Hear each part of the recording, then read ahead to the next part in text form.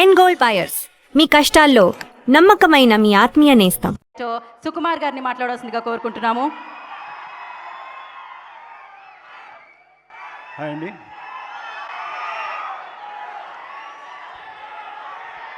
Sir thank you sir. Chiranjeevi sir, ఎప్పటికీ మీ పక్కన కూర్చోవాలన్నా కూడా కాసేపు ఈ పక్కన కూర్చున్నంతసేపు నాకు ఊపిరి రాలేదు. త్వరగా స్టేజ్ మీద పిలిచేసరికి హ్యాపీగా వచ్చేసాను.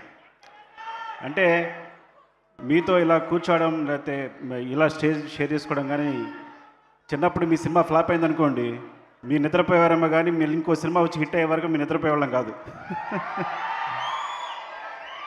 సో అండ్ అలాంటిది మరి చరణ్ని మాకు ఇచ్చినందుకు థ్యాంక్ యూ సో మచ్.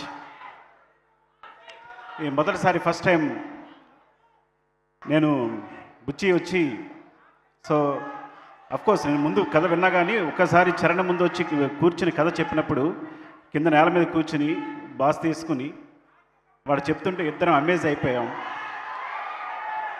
చాలా ముచ్చట పడిపోయాం. చరణ్ కళ్ళలో అయితే నీళ్ళు ఉన్నాయి. అంటే ఒక కమర్షియల్ సినిమాని ఒప్పుకోవడం మామూలు విషయం కాదని, చరణ్ ఆ టైంలో ఎంత ఒక మాస్ సినిమానైనా తను ఏదైనా యాక్సెప్ట్ చేయొచ్చు.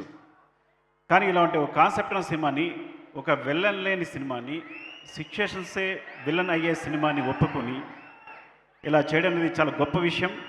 అంతకన్నా గొప్ప విషయం, అలాంటి సినిమాని మీరు ఆదరించి ఇంత బ్లాక్ బస్టర్ చేయడం ఇంకా గొప్ప విషయం. అంటే ఈ సినిమా కమర్షియల్ సినిమా అనే కాన్సెప్ట్ని మార్చేసింది ఈ సినిమా అనేది. The thanks for Buchibabu for that. I think one of promising డైరెక్టర్గా, అంటే ఒక ఉప్పెన తీసిన అబ్బాయి ఇంత పెద్ద సినిమాని, ఇలాంటి పెద్ద సినిమాని హ్యాండిల్ చేయడం అనేది చాలా గొప్ప విషయం. Love you, congratulations and thank you. Love you రా, ఇలాంటి సినిమా ఇచ్చినందుకు.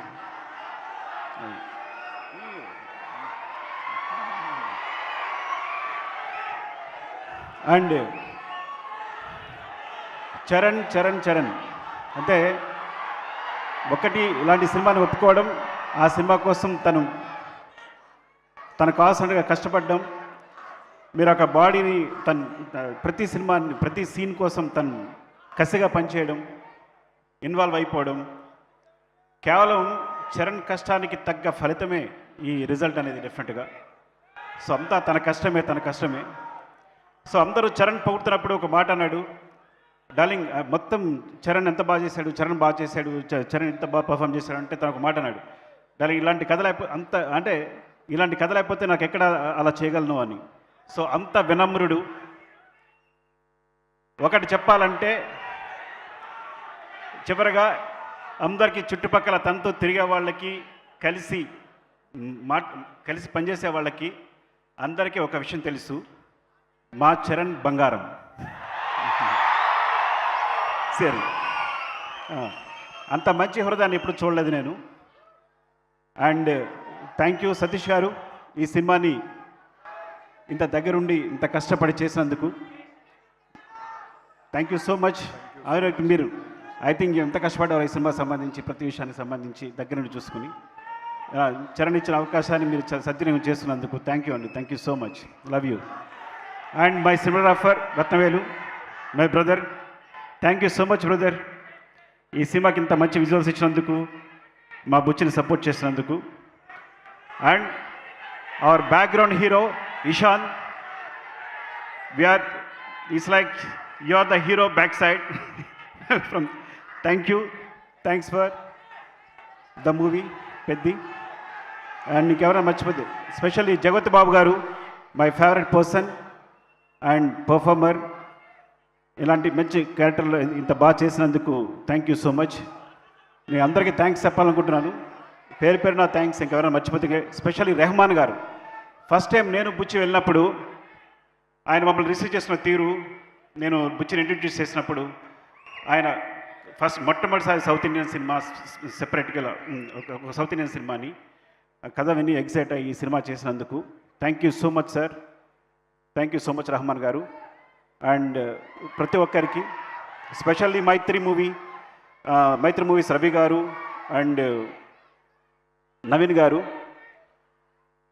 థ్యాంక్ యూ ఈ సినిమాని యాక్చువల్గా ముందు నుంచి సపోర్ట్ చేసినందుకు thank you so much. Thank you all. Thank you Sukumar. RC17, right? RC17.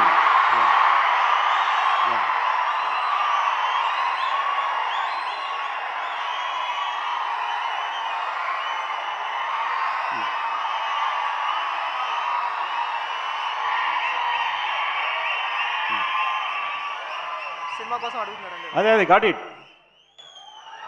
God it. నేను చెప్పను. Okay, wait. నాకు చెప్పడం ఇష్టం ఉండదు డెఫినెట్గా. ఐ డోంట్ నో, నాకు చెప్పడం ఇష్టం ఉండదు. Okay, you can imagine. Thank you, love you, I'm very sorry. Thank you Sukumar garu, thank you so much. And నా సుకుమార్ గారు